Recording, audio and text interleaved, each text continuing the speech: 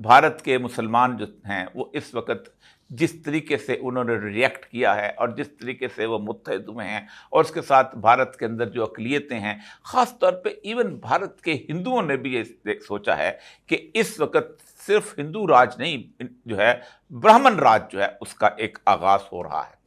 क्योंकि दोस्त इस दफ़ा जब उनका नारा था कि अब की बार 400 पार, वो बुनियादी तौर पर यह नारा था कि अब हम आइन को तब्दील कर देंगे और आइन को तब्दील करने के बाद हम यहाँ इसको एक सेकुलर रियासत के तौर पर ख़त्म कर देंगे। क्योंकि हिंदुत्व का तस्वर यह है कि हम territorial jurisdiction of the state को नहीं मानते। मसलन रियासत का टेरिटोरियल जुरिस्डिक्शन ये है कि एक आदमी जो किसी इलाके में पैदा होता है या वहाँ एक ख़ास अरसे तक कानून के मुताबिक आकर रहता है, वो उस मुल्क के कानून के मुताबिक वो उस मुल्क का शहरी है और पैदाइशी शहरियत का तो कोई हक छीन ही नहीं सकता। लेकिन हिंदुत्व का तस्वर ये है कि ये सरजमीन देवताओं की सरजमीन है, इसलिए इन देवताओं की सरजमीन पे सिर्फ हिंदू को रहने का हक हासिल है। इसके अलावा उसके दो और कॉन्सेप्ट हैं। एक उनका तस्वर ये है कि यहाँ के अपने जो लोकल लोग हैं, मसलन जाट हैं, राजपूत हैं या कुछ और इस तरह के लोग हैं कि जो मजहब तब्दील कर चुके हैं, उनको वो घर वापसी का, आजकल घर वापसी कहते हैं, उस ज़माने में 1920 में शुद्धि और संगठन की, यानी पहले शुद्ध करने की तहरीक चली थी कि इसको शुद्ध करेंगे, और संगठन ये थी कि वो उनको ज़बरदस्ती उनको अपने तरफ वापस लेके आना। लेकिन वो लोग जो कि बाहर से आए हैं, जैसे सैयद हैं, अराई हैं, मुग़ल हैं, कुरैशी हैं या कोई और भी नस्ल है, उनको तो हम कहेंगे जाओ अपने अपने घरों को वापस चले जाओ। जो अरब से आए अरब में चले जाए, शाम में आए शाम से चले जाए, जो इराक़ से आए इराक़ से, जो जितने गिरदेज़ी और उसके बाद जितने मशहदी, जितने भी वहाँ के या जितने हिजाज़ी जो हैं, सब वापस चले जाएँ। तो इसके मुकाबले पे बाकायदा एक पूरा तसव्वुर उठा और हिंदुस्तान के मुसलमानों ने मार खाई। कभी कभी मैं रसूल अकरम सल्लल्लाहु अलैहि वसल्लम की उस हदीस की जब गुफ्तगू सुनता हूँ, अतीब रीफ हिंद वाली जो है कि री मुझे हिंद से खुशबू आती है, जो इकबाल ने कहा था कि मेरे अरब को आई ठंडी हवा यहाँ से, तो जोग्राफिया पढ़ते हुए मुझे यही हैरानी होती है कि हमने उसको अपने आप के साथ ताबीर कर लिया। ये हिंद मैं नहीं हूँ, मैं तो सिंध हूँ। मेरा इलाका तो उससे लेके अपना बलूचिस्तान के ऊपर से नीचे से जो सिंध का इलाका है, ये सिंध का इलाका था रसूल अकरम के ज़माने के अंदर, जो अटक तक चलता था, और इंडस वैली सिविलाइजेशन, उसके ऊपर खुरासान था और इस तरफ हिंद था। तो लगता यही है कि जिस तरह खुरासान के लोगों ने मार खा के अपने आप को एक साबित कर दिया कि वो कौम है और वो अफ़गानिस्तान के लोग जो हैं आइंदा काम करेंगे, वैसे ही हिंद के लोग भी मार खा के एक भट्टी से निकल रहे हैं जो 25 करोड़ मुसलमान हैं।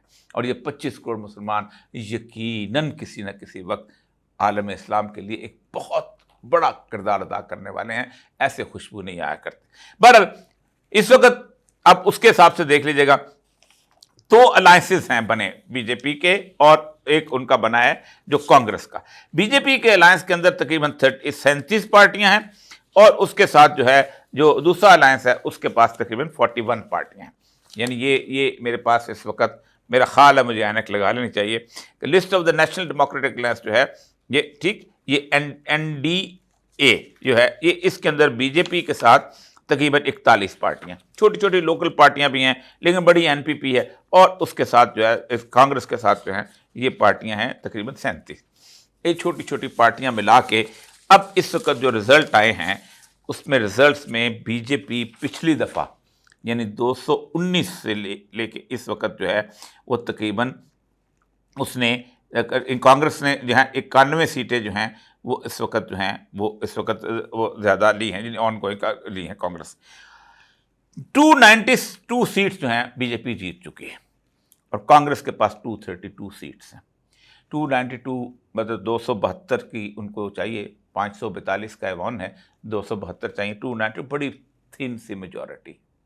लेकिन अहम तरीन बात यह है कि सबसे अहम तरीन जगह, जिस जगह अयोध्या है, जिस जगह लखनऊ है, जिस जगह वो सारे अमेठी जैसी जगह के जहां पर कांग्रेस में एक जमाने में उसको हराया गया था, उसको इंदिरा गांधी को, और एक बहुत बड़ा तूफान था कि वो नेहरू खानदान की सीट, वो जगह जो तहजीबी मरकज रहा है, जिसमें आगरा, ताजमहल, सारा कुछ सब कुछ, वो जो अमिताभ का के छोरा गंगा बनारस वाला जो है ना, वो वाला बनारस इसके अंदर, उसके अंदर जो है उत्तर प्रदेश में बीजेपी जो है वो हार गई है, जहां पर वो जो स्टेशन के नाम भी तब्दील हुए थे और फलां के नाम भी तब्दील, 42 सीटें जो हैं वो उसने ले ली हैं कांग्रेस के साथ ने, और 37 सीटें इनके पास आई। बहुत हार्ड था। बॉम्बे, महाराष्ट्र का इलाका जो है, वहां पर जो है इस वक्त तकरीबन 27 सीटें जो हैं ये भी कांग्रेस के हाथ में चला गया। वेस्ट बंगाल में तो शुरू से ही हमेशा से वो जो है कम्युनिस्ट थे, और कम्युनिस्टों की वो राजधानी सी रही है, वहाँ पर 32 सीटें जो उनकी हैं। बिहार जो है, ये जो है लालू प्रसाद यादव का इलाका, और हमारे बिहारी जो है जो उनकी कहानियाँ ज़बरदस्त किस्म की, मैं यहीं नहीं सुना चाहता, जब मैं बिहार गया था तो सुनाया करते थे, तो मज़े मज़े के लोग जो हैं उनमें ज़्यादातर एक ज़माने में वहाँ पर लालू प्रसाद यादव ने वहाँ के दलित को बहुत उभारा था, लेकिन अब लगता है कि दोबारा बीजेपी जो है उसका कंट्रोल आ गया है। 33% उनके। तमिलनाडु जो है उसमें फिर और तमिलनाडु तो खैर वो जगह है कि जहाँ पर यकीनन एंटी अथॉरिटेरियन रिफ्लेक्ट बड़े पुराने हैं।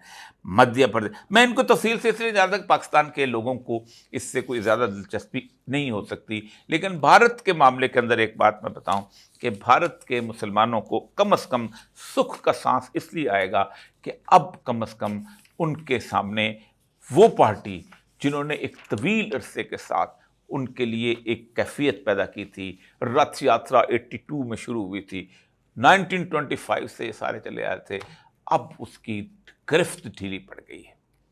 और ये गिरफ्त ढीली पड़ने में किसी चीज़ का हाथ नहीं है, किसी बंदूक का हाथ नहीं है, किसी बंदे ने आके, फौजी जर्नैल ने नहीं कहा कि हम आपको ठीक कर देंगे, या फौजी जर्नैल ने नहीं कहा कि हम यहाँ पर चूंकि हिंदुत्व है हम नजरियाती मुहाफिज हैं, कोई उन्होंने जिक्र की बात नहीं की। उन्होंने एक प्रोसेस था जिसके अंदर उन्होंने काम चला लिया। पाकिस्तान भारत के साथ आजाद हुआ है 1947 में। हमारे और इंडिया के दरमियान कोई ज्यादा फर्क नहीं था। वही रेलवे लाइन थी जो हमारे यहां बिछी हुई थी, वही रेलवे लाइन आगे जाके अमृतसर यहां से होते हुए, वाघा से आगे होते हुए वो आगे जाके बंगाल तक चली जाती है, फिर नीचे भी उसकी काफी सारी शाखें। यहां पर पाकिस्तान में इरिगेशन सिस्टम दुनिया का सबसे बड़ा इरिगेशन सिस्टम था।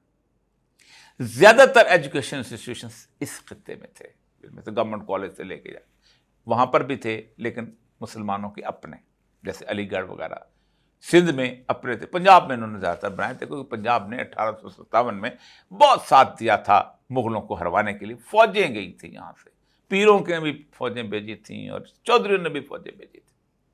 लेकिन 1947 की पूरस्ट इकॉनमी जो थी, ये 1991 तक भारत जो था दुनिया के नक्शे के ऊपर कोई कुव्वत नहीं था, कोई ताकत नहीं था। पूरे भारत की इकॉनमी, इधर नवाज शरीफ साहब चढ़ रहे थे और उधर इंडिया चढ़ रहा था। 91 में उनका पहला दर्शन हुआ है वजीर आजम के तौर पे। 91 में इसकी इकॉनमी जो थी ये पेरिस और लंदन की इकॉनमी से कम थी। यानी एक शहर जो पेरिस कमाता था और जो लंदन कमाता था उससे भी कम थी इसकी। और आप अंदाजा करें कि 2014 में ये 10th biggest economy of the world बनी, 91 से लेके अब तक 2014। अगले 10 सालों में जिन 10 सालों में जरदारी साहब और नवाज शरीफ साहब तशरीफ फरमाते, ये 5वीं बड़ी इकॉनमी जो थी दुनिया की बनी। यानी अमेरिका, रूस, चीन और बरतानिया के बाद भारत। कभी किसी ने सोचा है कि ये कैसे बन गई?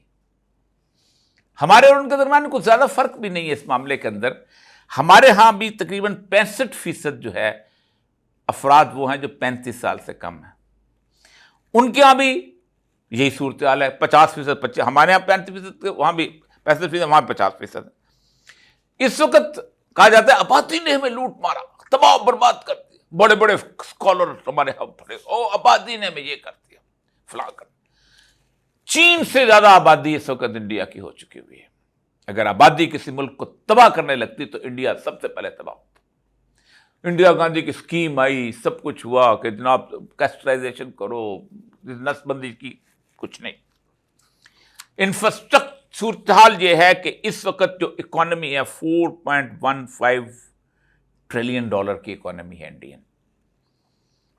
अब जब उन्होंने सब कुछ बना लिया, जब वो बेहतर हो गए, जब वो 2024 तक उन्होंने माशी इंफ्रास्ट्रक्चर बना लिया, अब उन्होंने कहा अब हम मोटरवेज वगैरह बनाए। हमने मोटरवे बनाया 97 में, वो इंफ्रास्ट्रक्चर प्रोजेक्ट उनके 9 ट्रिलियन डॉलर के, हाँ 91 ट्रिलियन डॉलर के जो इंफ्रास्ट्रक्चर जो है उनके बन रहे हैं, उनके प्रोजेक्ट में बहुत बड़े ह्यूज इंफ्रास्ट्रक्चर है, रेलवे लाइन्स हैं। इसके बाद सबसे अहम तरीन जो है वो दिल्ली से बॉम्बे तक जो है उनकी जो इंडस्ट्रियल कॉरिडोर बन रहा है। ये दिल्ली से बॉम्बे जो है ये सी पैक का नहीं है, उनका अपना है। आप सोचें कि 100 स्मार्ट सिटीज बनाने, सबसे बड़ी इस वक्त रियल एस्टेट की मंडी वो बन चुकी हुई। क्यों? कि उनके यहां कोई ऐसा शख्स नहीं पैदा हुआ था कि जिसने कहा कि हम भूखे हैं, नंगे हैं, अफलास सदा हैं, लेकिन मोटरवे जरूर बनना चाहिए, क्योंकि कोरिया ने बना लिया। और वो कॉल उसके जो कोरिया में हमने जाके कमीशन का वो कॉरिडोर पूरे का पूरा जो था, हमारे यहां वो था कि एक तरफ भूखे नंगे, वहां भी हैं, अभी भी वहां भी हैं, लेकिन अब 2024 में उनकी इकॉनमी स्टेबल हुई है तो इस तरफ वो आए। अब आखिरी बात, हमारे यहां कुछ दानश्वर बड़ी मजेदार बात करते हैं कि पाकिस्तान को फौज ने तबाह कर दिया जी। देखें जी, 1 रुपया हम कमाते हैं, 80 रुपये जो है फौज खा जाती है।